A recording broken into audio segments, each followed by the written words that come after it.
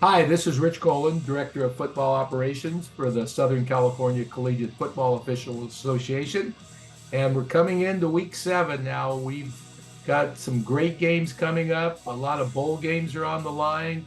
And of course, the state playoffs, the 4 top teams from the South will play the 4 top for the North. Again, I hope these videos are intended to help you. We're not trying to embarrass anyone. We've got a lot of comments about how good they are. The coaches seem to like them. We didn't have time to put one together last week, but we have a good one for this week. So have a great week.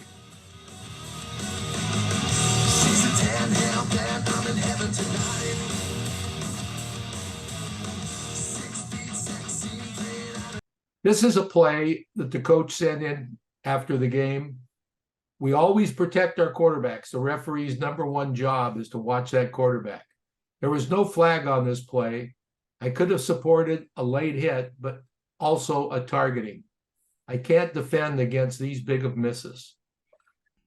And so, thank you, Rich, for chiming in on here. And here's the play where we're going to see targeting against a quarterback. So, whenever we're talking about targeting, let's go through our checklist.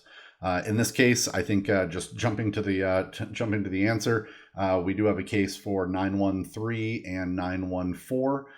Starting off with 914, is this player defenseless? Actually, this player is defenseless based off of the first definition of a defenseless player, that a player in the act of or just after throwing a pass. This includes an offensive player in a passing posture with their focus downfield. So we do have a defenseless player. Do we have forcible contact to the head or neck area? We have a better angle of this from the end zone that we'll show here, but ultimately we've got forcible contact to the head or neck area, and it's also with the crown. So we do have a case for 913 here too. And then do we have an indicator? And the indicator here would be a lowering of the helmet, maybe even a little bit of a launch or a crouch here too. So when we do have a defenseless player and we have forcible contact to the head or neck area, in this case it is with the crown of the helmet, and we have an indicator, we do have targeting. So this is a targeting foul that we would like to see called on the field. And again, a case for 913 and 914.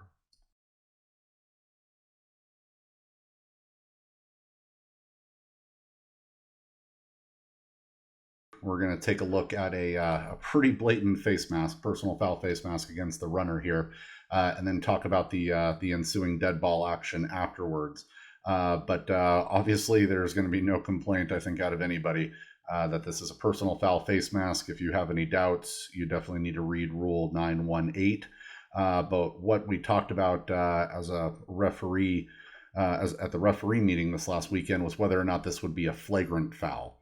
And just to remind everybody what flagrant is, in our rule book 210.3, a flagrant personal foul, is illegal physical contact so extreme or deliberate that it places an opponent in danger of catastrophic injury.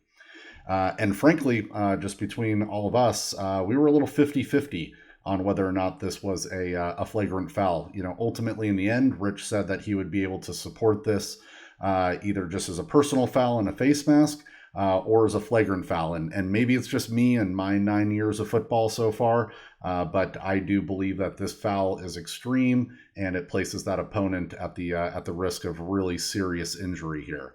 Now to kind of play through the rest of this action here, we do see a lot of pushing and shoving, maybe even some flops, and just really a lot goes on after this. This is really where we need to be very good dead ball officials. We need to, in some cases, be getting in there and separating these players, but in other cases, let the coaches, get in there too and separate their players, and we can just step back and start writing numbers down. I want to, point out this action here particularly, where we did not catch this on the field, but ultimately in reviewing this, we did catch it and bring it up with the commissioner. and this dead ball action here. This is why we need to be really great dead ball officials. There's way too much going on. This crew did an excellent job, doing the best job that they could to kind of keep this all under control. But ultimately, a lot going on here in this play. Diligently pay attention to dead ball action as much as you can. But ultimately, the film never lies, and we're able to break it down kind of frame by frame, like we did here, and make some recommendations to the commissioner. So on to the next play here.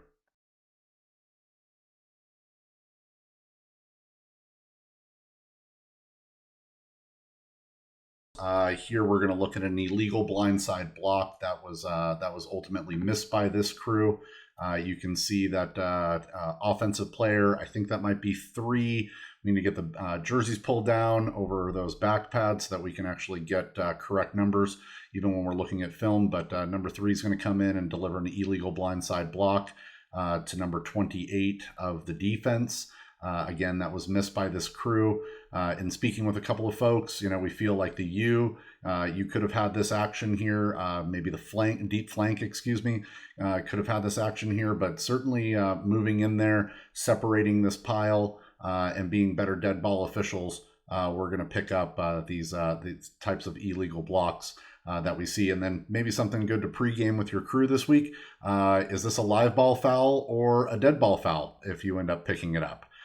Difference could be marching them back and replaying the down, or are you making this a dead ball foul, marching it back and changing the box there to be 4th down?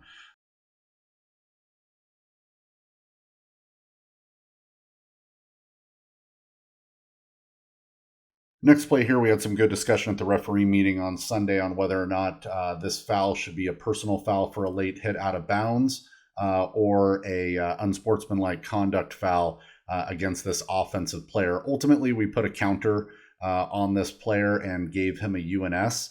Really felt like this was a second act, and at any point here, that player could have not been blocking the defensive player out of bounds, and then ultimately there was a little shove there over the sponsor sign. Really great job by this flank, staying with the play and ruling touchdown on a really close play there at the pylon. So maybe something to talk about pregame with your crews this week, whether or not you would make this a personal foul or an unsportsmanlike conduct foul. And that's going to do it for week 7.